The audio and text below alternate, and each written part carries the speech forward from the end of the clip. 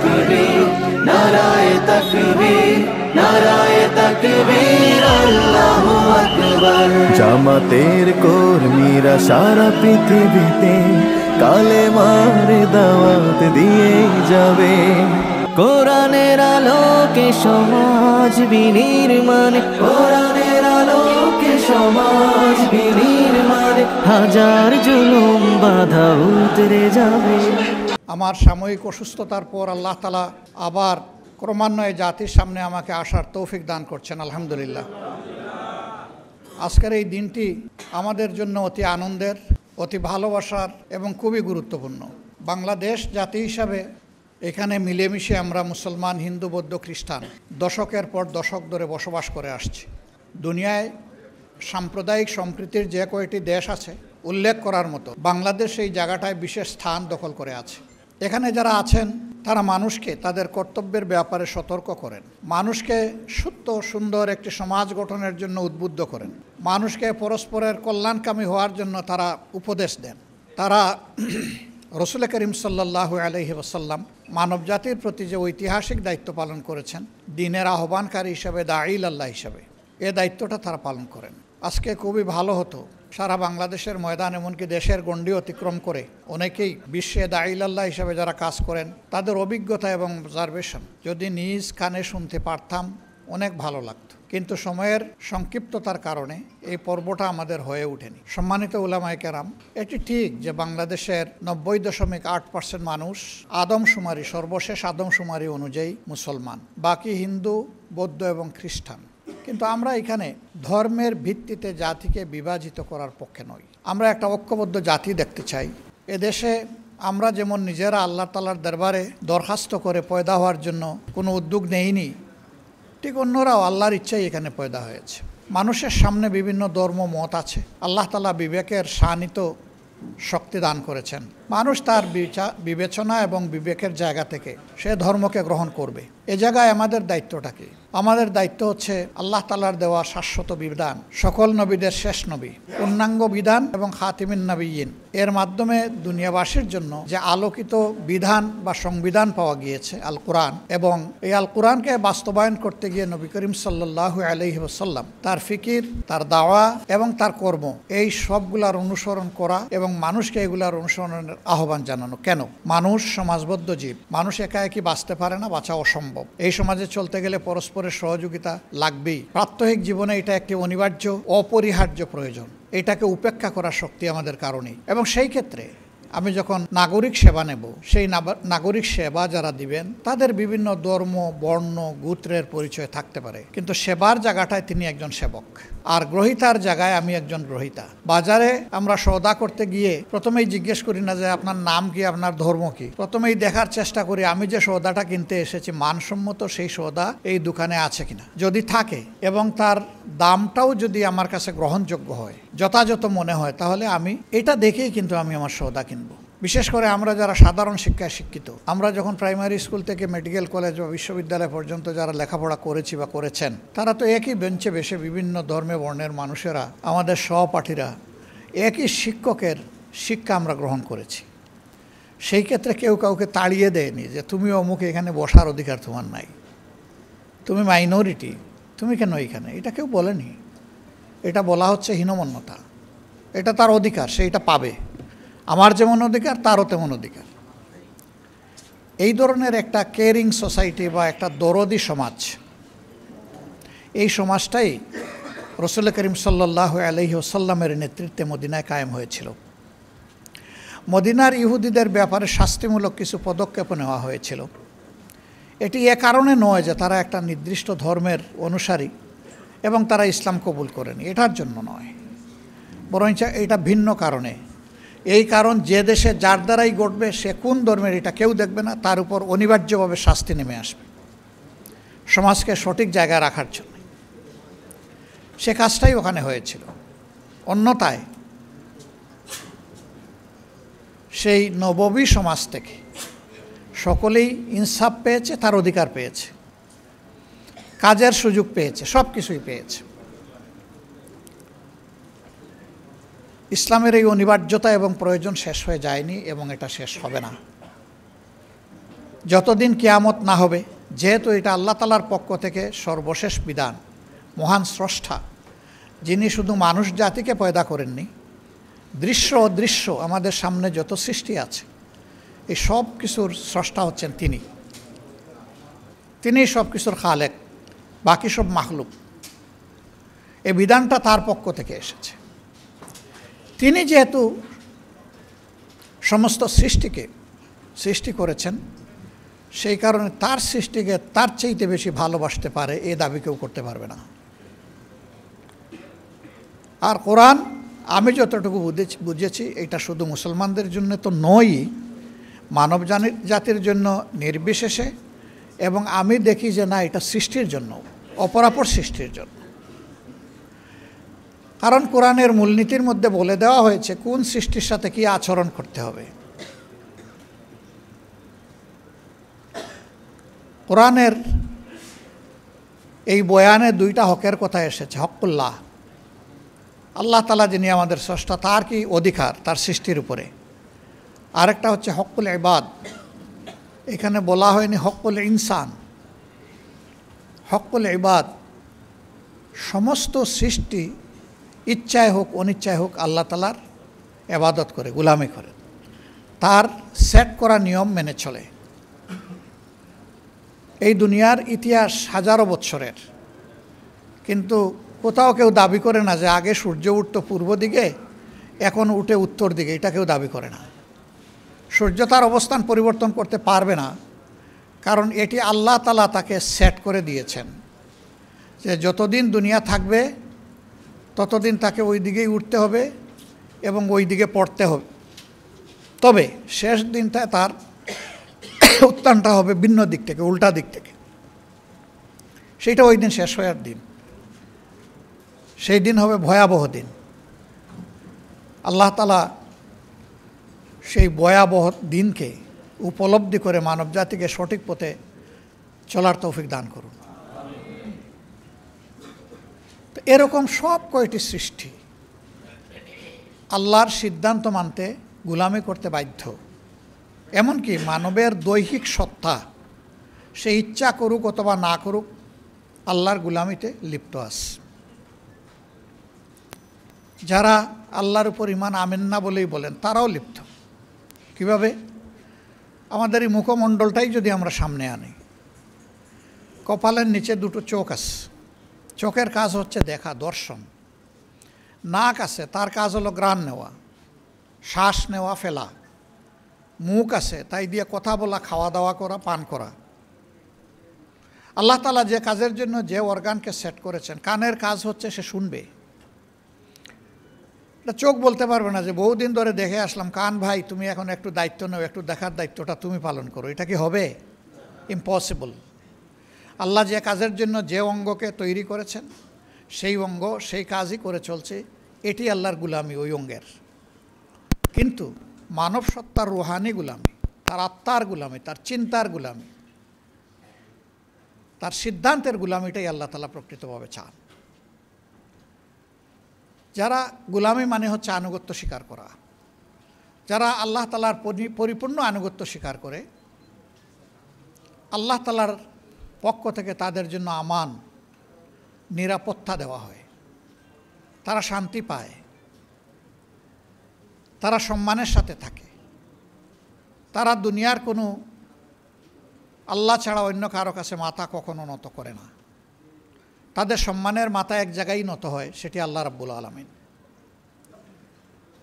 আল্লাহ তাআলার সৃষ্টির কুদরত এবং মানব জাতির প্রতি তার অতি মেহেরবানি অনেকগুলা বিষয়। এর মাঝে একটা বিষয় যদি শুধু আমরা চিন্তা করি, আমাদের সামনে দৃশ্যমান যত প্রাণী জগৎ আছে, উদ্ভিদ জগৎ আছে, তাদের দিকে যদি তাকাই, আমরা দেখব যে সবাই মাথা নোয়ানো অবস্থায় আছে। কেউ রুকুর হালতে, কেউ সিজদার হালতে, কেউ বুকের উপর ভর দিয়ে চলে, আবার কেউ কোমর বাঁকিয়ে রুকুর হালতে চলে। এমনকি গাছপালা, তার মাথাও দেখবেন, ডালগুলোও দেখবেন নিচের দিকে ঝুঁকে যায়। একমাত্র সৃষ্টি পা থেকে মাথা স্ট্রেট লাইন আপওয়ার্ড, মাথা সোজা করে আছে, শুইলেও সোজা থাকে বডির সাথে। আল্লাহ তাআলা এইভাবে সকল সৃষ্টির কাছে সে যাতে উন্নতম শির থাকতে পারে সেরকম করেই পয়দা করেছেন, কিন্তু শর্ত একটা দিয়েছেন যে ওই মাথা শুধু আমার কাছে নোয়াইতে হবে, আল্লাহ তালার কাছে নোয়াইতে হবে। এই মাথা নোয়ানোর মানে হচ্ছে আল্লাহ তালার দরবারে বিনয়ী হওয়া, তার আনুগত্য প্রাণ ভরে মেনে নেওয়া। আল্লাহ তালা বিনয়কে বড় পছন্দ করেন। এটি শুধু আল্লাহ তালার গুলামের ক্ষেত্রে নয়, মানুষের সাথে আচরণের ক্ষেত্রেও বিনয় হচ্ছে প্রকৃত মুমিনের আত্মার ভূষণ। যে মানুষ যত বিনয়ী হয় আল্লাহ তাআলা মানুষের মনে তার প্রতি তত বেশি ভালোবাসা পয়দা করে দেন। কিন্তু যে মানুষ বিনয়ী হতে পারে না, সে মানুষের সামনে এসে অন্যরা যতই তাকে সম্মান প্রদর্শন করুক, আড়ালে আবদালে তাকে সম্মান করে না, বলে যে এই লোকটা অহংকারী, দাম্ভিক, উদ্ধত। বিনয়ী মানুষের ক্ষেত্রে মানুষ এই ধারণা নেয় না। মানুষ বলে ইনি মাটির মানুষ। মাটির মানুষ মানে কি? মাটির মানুষ মানে হচ্ছে যে এই যে মাটির উপর দিয়ে হাজার হাজার বৎসর ধরে সমস্ত প্রাণী চলে, যন্ত্রযান চলে, পানি গড়িয়ে যায়, সাপ বিচ্ছুও চলে, মাটি কোনো দিন বিদ্রোহ করে না, সব কিছুর বার নীরবে বহন করে চলছে। বিনয়ী মানুষটাও তার সমাজকে ধারণ করে সমাজের দুঃখ, কষ্ট, বঞ্চনা সে তার ঘাড়ে নিবে এবং সেইটা ফেলে দেবে না, বিদ্রোহ করবে না। সেইটা নিয়ে অন্যকে রিলিফ দেওয়ার, শান্তি দেওয়ার চেষ্টা করবে।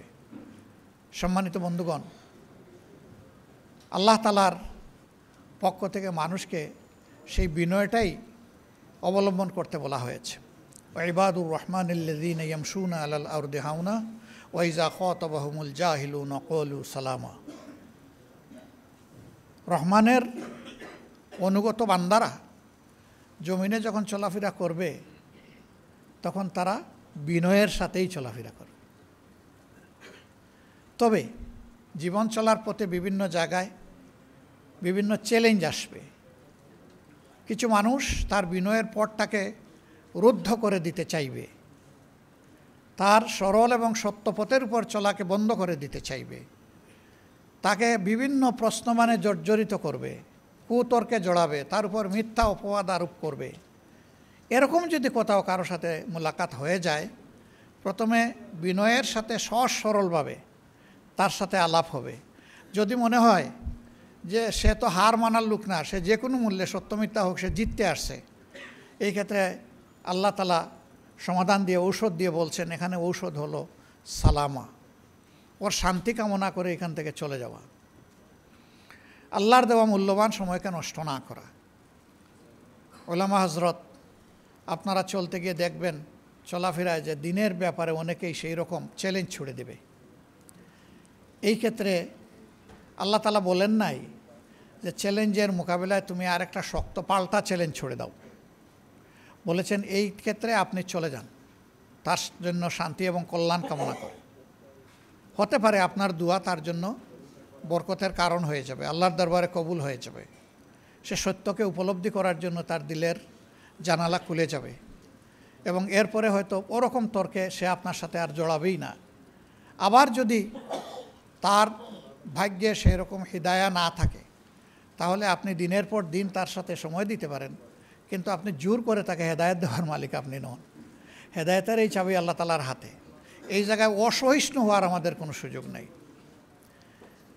যখন কোনো জাতি সংকটে পড়ে, তখন সেই জাতিকে, ওই জাতির আলেম বা শিক্ষিত লোকদের দায়িত্ব হচ্ছে তারা পথ দেখাবেন, তারা হবেন জাতির রাহবার। বাংলাদেশ এবং জাতি স্বাধীনতার পরে এক এক করে ৫৪টি বছর পার করেছে। প্রথম স্বাধীনতা যদি আমরা চিন্তা করি ৪৭ সালের, তাহলে এটাকে যোগ করলে হয়ে যাবে ৮৪ বা ৮৫ বছরের কাছাকাছি। এরকম সময় অতিক্রম করার পরেও ৮৪ বছর হবে। আমাদের সমাজে একটা মানবিক সমাজ, একটা দায়িত্বশীল সমাজ হিসাবে এবং একটা সুন্দর সমাজ হিসাবে আমরা সমাজকে পাইনি। কাজেই জাতি তো সংকটে আছে। এই সংকটে কোরআন এবং সুন্নাহর আলোকে উলামায়ে কেরাম যদি জাতিকে পথ দেখান, আশা করা যায় যে জাতি পথ পাবে এবং উপকৃত হবে। জাতি এটাই আপনাদের কাছে প্রত্যাশা করে। আরেকটি কথা না বললেই না হয়, উলামায়ে কেরামের মধ্যে জাতি একটা ইস্পাত কঠিন অক্ষ দেখতে চায়। জাতি চায় যে ইসলামের মৌলিক বিষয়ে, জাতীয় জীবনে প্রয়োজনীয় বিষয়ে উলামায়ে কেরাম ঐক্যবদ্ধ থাকবেন। এটা জাতির প্রত্যাশা। কিন্তু এর ব্যতিক্রম হতে পারে। ব্যতিক্রমকে মেনে নিয়ে সহনশীল হতে হবে। পরস্পরের বিরুদ্ধে কোনো ধরনের আত্মঘাতী ঝগড়ায় লিপ্ত হওয়া যাবে না, বাহাসে লিপ্ত হওয়া যাবে না।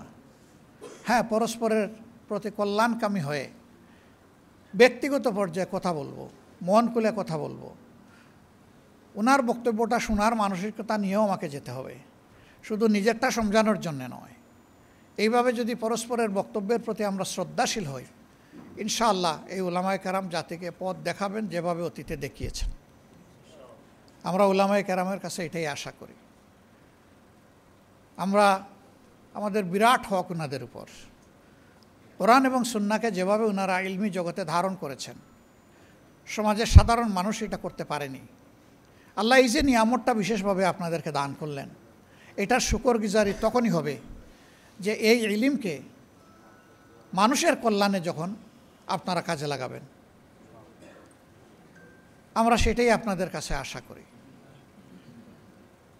আজকে আপাতত এতটুকুই আপনাদের কাছে আমাদের প্রত্যাশা। আরও ইনশাল্লাহ আপনাদের সাথে কথা হবে, দেখা হবে। আমরা আশা করব যে আগামীর দিনগুলোতে আপনাদেরই নেতৃত্বে এই জাতি সামনের দিকে এগিয়ে যাবে ইনশাআল্লাহ। উলামায়ে কেরাম শুধুমাত্র মেহরাবে দাঁড়িয়ে নামাজের ইমামতি করবেন, এটুকু আমার এবং আমাদের প্রত্যাশা নয়। আমরা চাই যিনি নামাজের ইমাম তিনি হবেন সমাজেরও ইমাম। নামাজের ইমামের ইমামতিতে যেমন মসজিদের ভিতরে আল্লাহর বিধান অনুযায়ী নামাজ কায়েম করার কারণে শান্তি প্রতিষ্ঠিত হয়েছে, ঠিক এই মুত্তাকি মানুষগুলা যদি সমাজে নেতৃত্ব দেন তাহলে সমাজেও ইনশাল্লাহ শান্তি কায়েম হবে। যে মানুষগুলা শুধুমাত্র আল্লাহকে ভয় করে চলবে, জীবনের প্রত্যেকটি ব্যাপারে অধীনস্থ এবং সহকর্মীদের ব্যাপারে ভীত সন্ত্রস্ত থাকবে। আমাকে হুঁশিয়ার করে দেওয়া হয়েছে, কুল্লুকুম রাঈ ও কুল্লুকুম মাসউলুন আলা আন রিআয়াতিহি আন রাঈ,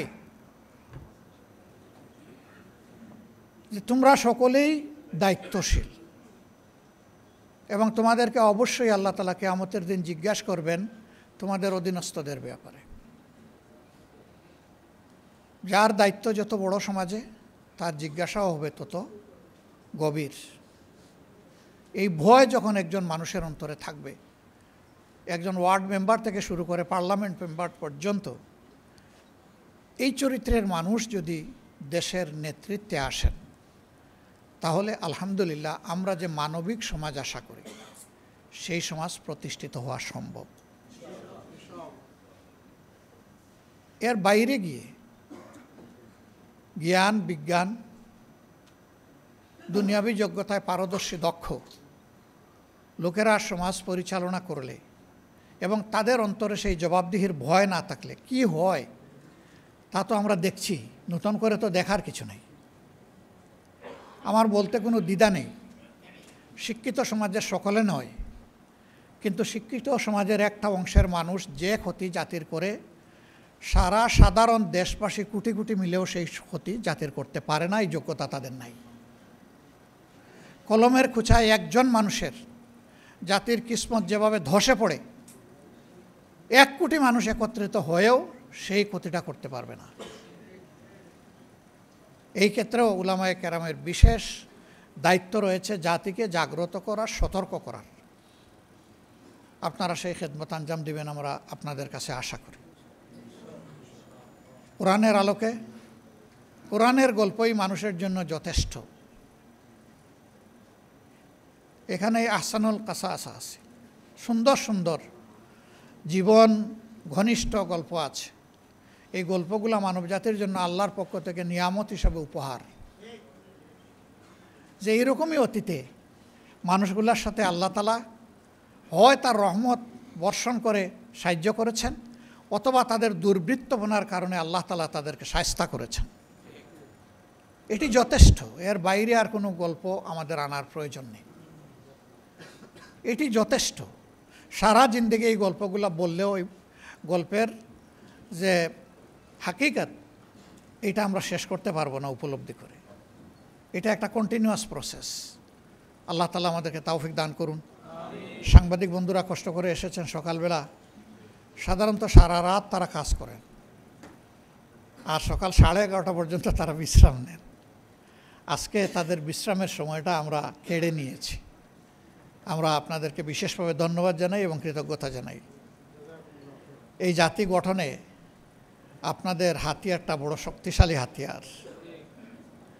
জাতির মানস গঠনে, সিদ্ধান্ত গ্রহণে আপনাদের দিগদর্শন অতি প্রয়োজন। এই জন্য আপনাদেরকে বলা হয় জাতির বিবেক, অর্থাৎ নিজের প্রজ্ঞা দিয়ে জাতিকে চাবুক মেরে আপনারা বিবেক জাগিয়ে দেবেন। এটি আপনাদের কাছে আমরা প্রত্যাশা করি। মিডিয়াকে বলা হয় জাতির দর্পণ। সমাজের নিখুঁত চিত্র ভালো মন্দের, যার যেটা পাওনা, কালো অথবা সাদা, সেইটা আপনারা তুলে আনবেন, এটা আমাদের প্রত্যাশা। আল্লাহ রাব্বুল আলামিন সমাজের সকল শ্রেণী পেশাকে একত্রিত হয়ে একটি ঐক্যবদ্ধ জাতি হিসাবে সামনের দিকে শান্তি এবং কল্যাণের দিকে একটা মানবিক সমাজ বিনির্মাণে আমাদেরকে এগিয়ে যাওয়ার তৌফিক দান করুন। আসসালামু আলাইকুম ওয়া রাহমাতুল্লাহি ওয়া বারাকাতুহু।